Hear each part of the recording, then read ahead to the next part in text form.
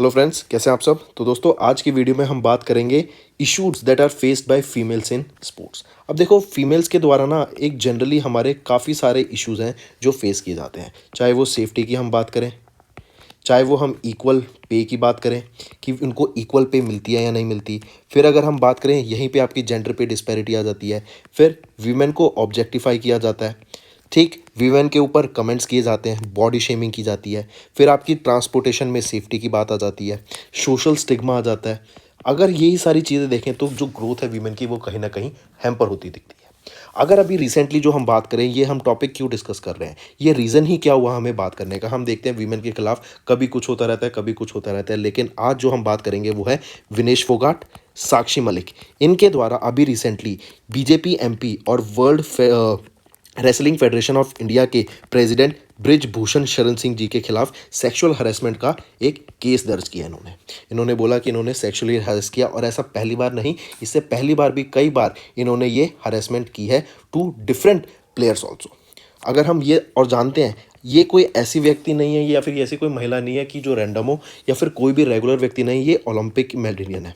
इन्होंने Olympic medal जीते हैं। ये ओलंपिक एक बहुत बड़ा एक स्पोर्ट इवेंट हो जाता है, एंड यहाँ पे जो रिप्रेजेंट करते हैं वो इंडिया को रिप्रेजेंट करते हैं, हमारे पूरे देश को रिप्रेजेंट करते हैं। ये एक बहुत गौरव और सम्मान की बात है, और इसीलिए इतने बड़े एक प्लेयर्स के द्वारा, और एक नहीं, दो दो तीन तीन और काफ़ी सारे प्लेयर्स के द्वारा जब ऐसे आरोप लगाए जाते हैं, तो डेफिनेटली ये बात उठना है ज़रूरी है कि क्या फीमेल की सेफ्टी है स्पोर्ट्स में, जहाँ पे हम रेसलिंग को इतना बड़ा और एक इतना दिग्गज स्पोर्ट मानते हैं, जहाँ पे बड़ों की रिस्पेक्ट की जाती है, अपने कोच की रिस्पेक्ट की जाती है, और वहाँ पे जब ऐसी चीज़ें सामने आती हैं तो कहीं ना कहीं हमें फिर से क्वेश्चन उठाना पड़ता है कि क्या वीमेन के राइट, क्या अभी भी वीमेन इक्वल हैं, क्या वीमेन को राइट मिलते हैं जो कि उनको मिलने चाहिए, क्या वो फैसिलिटीज़ उनको प्रोवाइड की जाती हैं, क्या हमारे देश में अभी भी सोशल स्टिग्मा से भरी हुई जनता है, क्या अभी भी हमें सेफ्टी की और ट्रांसपोर्टेशन की, जहाँ पे हम देखते थे कि ट्रांसपोर्टेशन जो आपका है सेक्टर, वहाँ पर अब वीमेन के लिए स्पेसिफिक बस चलाई गई हैं, वीमेन के अलग से इलेक्ट्रिक व्हीकल ऑटो होते हैं, वहाँ पे उनके लिए अलग से ड्राइवर्स रखे गए हैं ताकि वीमेन प्रॉपर उसको कर सके।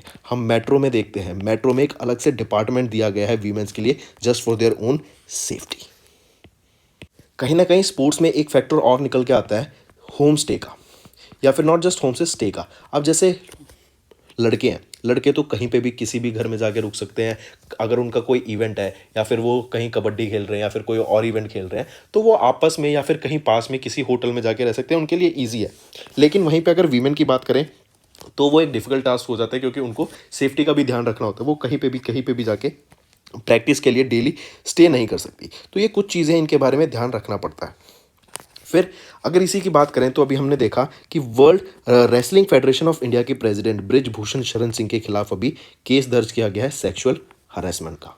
Sports ministry has demanded explanation from WFI with in 72 hours. If Wrestling Federation of India fails to furnish the reply, तो ministry will proceed to initiate action against the federation in terms of the provisions of the National Sports Development Code of 2011।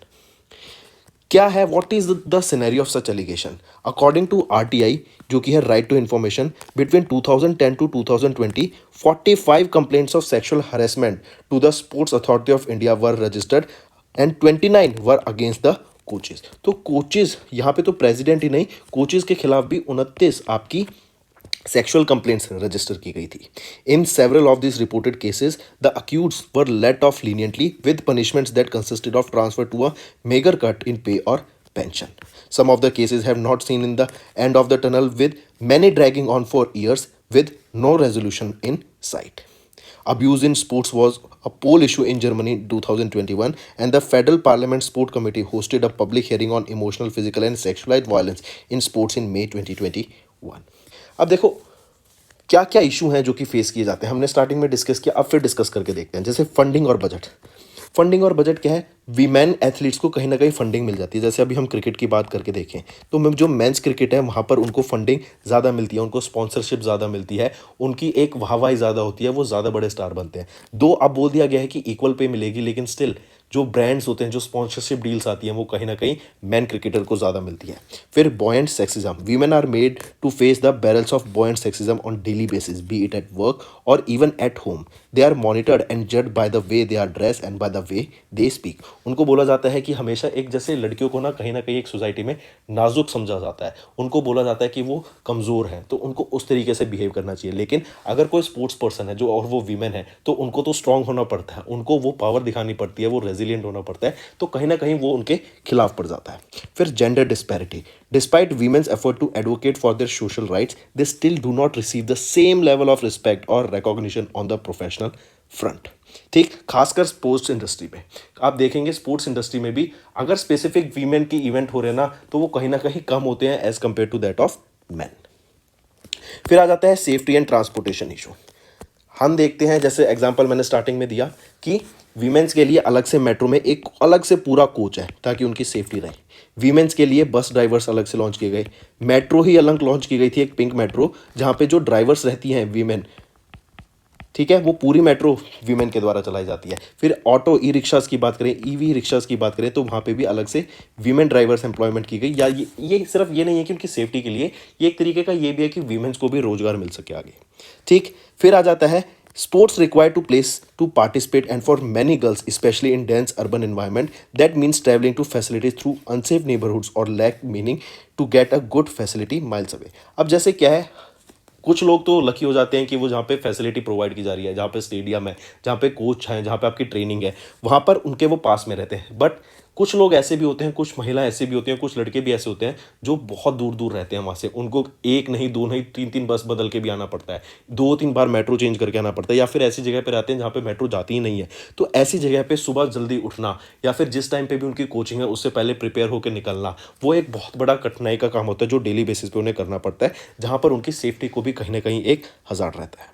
And if there isn't a safe option like carpooling with other families, the only option for a girl and her family may be to stay at home. अब carpooling है, carpooling लड़के तो कर लेंगे easily, लेकिन लड़कियों को कहीं ना कहीं वहाँ पर एक बैरियर आ जाता है।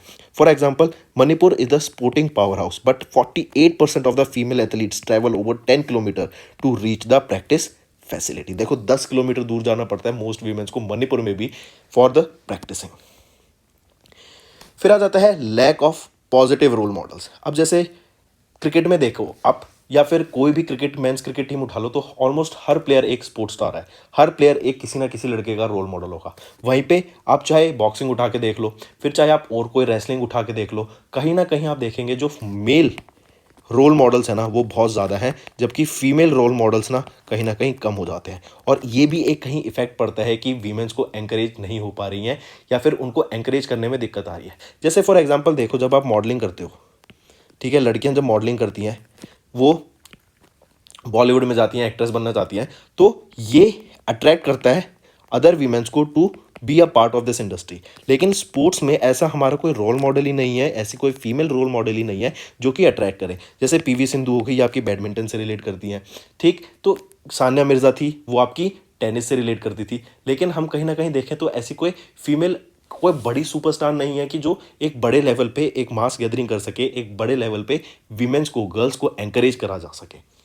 ठीक, फिर आ जाता है लिमिटेड मीडिया कवरेज। जैसे मैंने बताया, brands, sponsors male cricket team को ज़्यादा आएंगे as compare to that of a female cricket team. Female के और जो भी मेंबर्स होंगी, जस्ट नॉट क्रिकेट, कोई भी स्पोर्ट्स उठा के देख लिए, वहाँ पे ब्रांड स्पॉन्सर्स कम आएंगे। फिर आ जाती है प्रेगनेंसी एंड मैटरनिटी।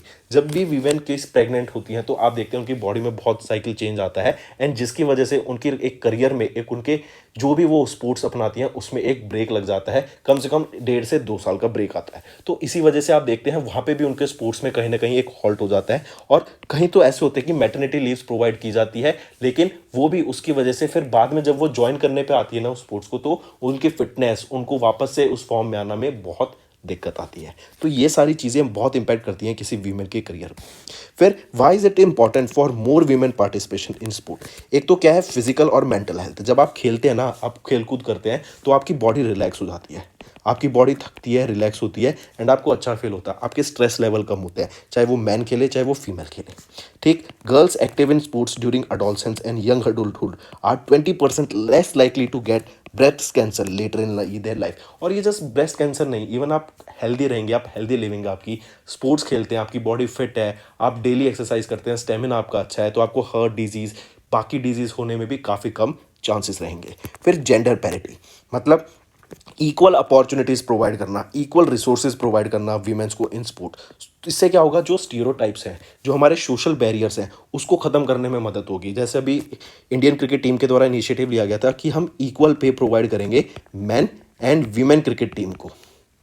ठीक, इससे क्या होगा कि एक जेंडर, आपकी जो स्टीरियोटाइप है वो ब्रेक हुआ, कि ऐसा नहीं है कि वीमेन है तो उसको कम पे मिलना चाहिए और मैन को ज़्यादा पे मिलनी चाहिए, चाहे वो बिल्कुल सेम काम कर रहे हैं फिर भी उनको अलग अलग पे मिलनी चाहिए। ऐसा बैरियर खत्म होगा तो आप देखेंगे वीमेन का जो पार्टिसिपेशन है वो बढ़ेगा ही बढ़ेगा। फिर आ जाता है आपका एक representation. Women's participation in sports can help us to provide better representation for women in leadership roles. वही बात आ जाती है, जब आपका कोई रोल मॉडल होगा, जब कोई एक व्यक्ति, कोई बड़ा व्यक्ति, जैसे अब MS धोनी है, सब लोग उनकी रिस्पेक्ट करते हैं, पूरा नेशन उनकी रिस्पेक्ट करता है। विराट कोहली, सचिन तेंदुलकर, सहवाग, ये ऐसे प्लेयर हैं, दिग्गज प्लेयर हैं, कपिल देव, जो एक क्या कहते, पूरे हीरो बन चुके हैं देशन के, पूरी दुनिया के हीरो बन चुके हैं, पूरे इंडिया के, मतलब पूरी दुनिया नहीं, पूरी दुनिया में भी लोग इनको जानते हैं, बिल्कुल जानते हैं आपको इंडिया में, लेकिन ये एक भगवान की तरह सामने आते हैं लोग। तो ये रोल मॉडल है और यही लोग एंकरेज करते हैं आजकल की जनरेशन को कि वो भी स्पोर्ट्स को आगे उठाएं, वो भी क्रिकेट में पार्टिसिपेट करें और आगे बढ़ें। ऐसे ही रोल मॉडल हमें वीमेन के लिए भी चाहिए, और जो लड़कियां सामने आए और लड़कियां उनसे इंस्पायर होकर आगे स्पोर्ट्स में पार्टिसिपेट करें।